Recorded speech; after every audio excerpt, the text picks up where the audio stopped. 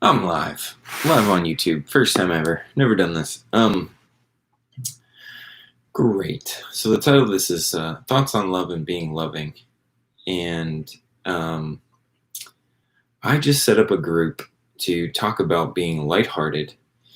And because I've been noticing lately how much, thoughts and feelings and what's going on inside my body, how much I don't pay attention to that. Right. So for those of you that have never seen this video before, my name's Andy Techmeyer.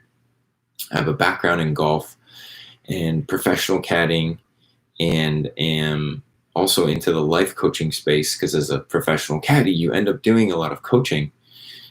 Your job as an employee to help pros. I help pros play golf, but then you have to be, actively engaged in what are your goals and how are we going to get there.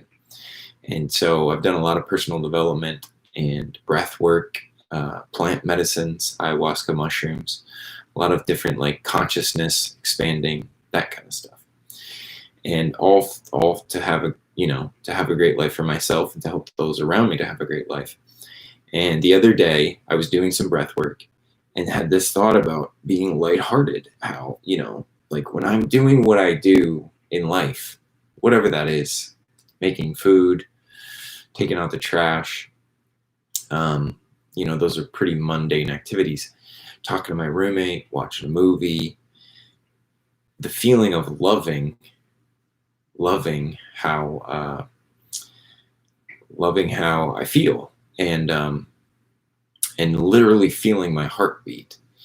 And so this came to me, and then it also came to me because I realized I've been feeling down. And I don't know if you've ever noticed, but for me, when I'm feeling down and just kind of what I would call heavy-hearted, or just sort of indifferent, or not a whole lot of feeling going on in the center of my body, that when I talk to friends and they are dealing with something difficult, and then they get to share about that difficulty, the sadness, depression, upset, maybe just the blasé-ness of life, that when I'm in that space, I get to feel what they talk about, and I'm already there. And I actually appreciate the gift they're giving me, which is giving language to, because it's hard to talk about feelings, because it's up to us to say what it is. And when we share, for me, I notice when I share with other people, I'm hesitant because I don't want them to misinterpret. If I say sadness, and then they're going to now think I'm sad, which yes, in this moment, but I don't want to be sad as like this is who I am now. So I created this Zoom meeting, and I made a Facebook event because I wanted to share, and it started at 10. It's 10:15 on Sunday right now. It's Father's Day. Happy Father's Day, everybody. Who's the father or has a father, wish your father a happy Father's Day. And if you feel called not to, like notice if that feels heavy-hearted. So to me, this whole idea of like this feeling, and why I want to have this inquiry, is that we can feel this. Like I don't want to talk about my negative emotions with people because it feels vulnerable. And what I notice about that is when I start talking about guilt and shame and things in my life that I'm not super proud of, or that I don't super love, I can feel it. My heart starts pounding. And as much as it may feel warm and open-hearted, it also feels scary and vulnerable. And yet that's where loving happens. It happens on the edge of discovery, on the edge of creating something new, for those things that we really love and feel throughout our body. So I just wanted to make a quick video. I had talked to a friend about making some videos and doing Zoom groups, and I don't do it because I'm afraid people aren't going to show up. And it was actually really perfect because I can feel it now. I can feel my heartbeat now. When I was younger, my parents got divorced, and my dad moved away when I was 6 years old. And my stepdad, who's a great guy, he's been married to my mom for 30 years, and He's been such a blessing in my life. And when I was younger, I didn't know how to handle all that. And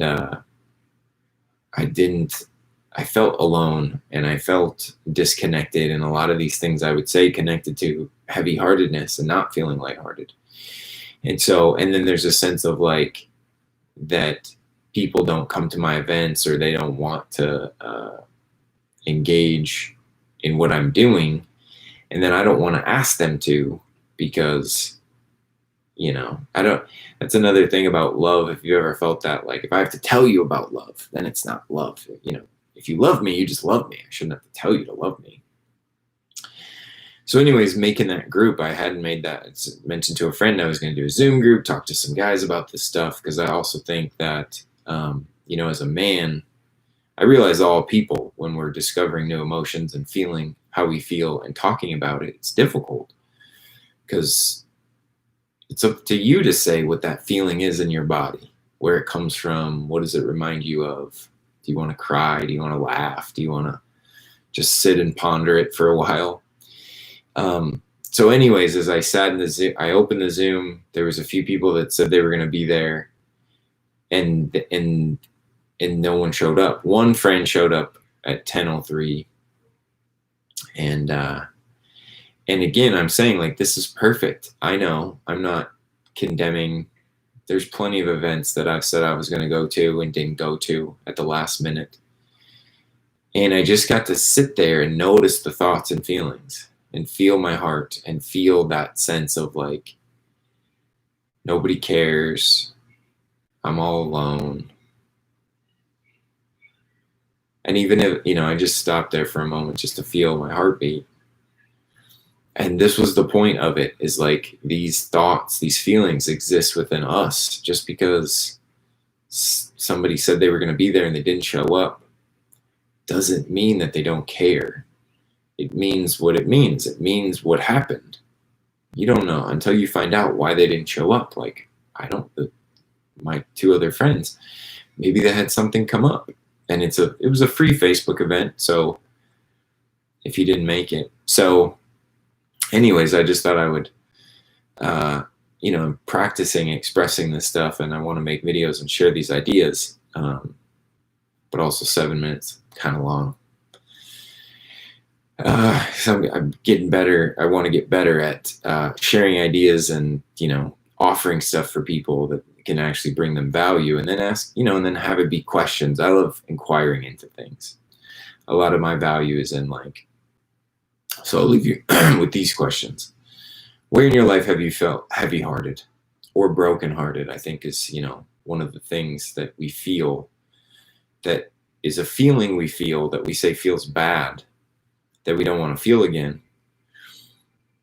So look at that, journal it, right? Have a piece of pen and paper handy, jot those things down, and notice how it feels. Just be with the feeling. And then the other side is, the positive side is, where have you felt warm-hearted? Where have you felt open-hearted or loving? It's something you love so much, it just warms your heart. Like, I have a 9-month-old niece. My little sister has a 9-month-old niece, and I love just the thought of her warms my heart. So those questions, so look, and then feel those feelings and notice, if it's the heartbreak and you feel it and there's negative thoughts of like, that person hurt me, or that didn't work out, or I tried really hard and I was really disappointed. Notice if you can feel underneath it, what was the commitment? Why did you do that thing? Why did you, attempt that relationship, or, try these different things that end up breaking your heart? Because I've been heartbroken many times in life, and it's only because I cared so much. And then the warm-hearted, note that list and then think about it often. Think about the people, think about the whatever that is. So, all right, almost at the 10-minute mark. I like this. This is my first time on YouTube, and but I like that it's got the clock there so I can just see. So I'm going to wrap this up. 10 minutes. Count it down. Thanks for watching. Have a wonderful day. Happy Father's Day. See you soon.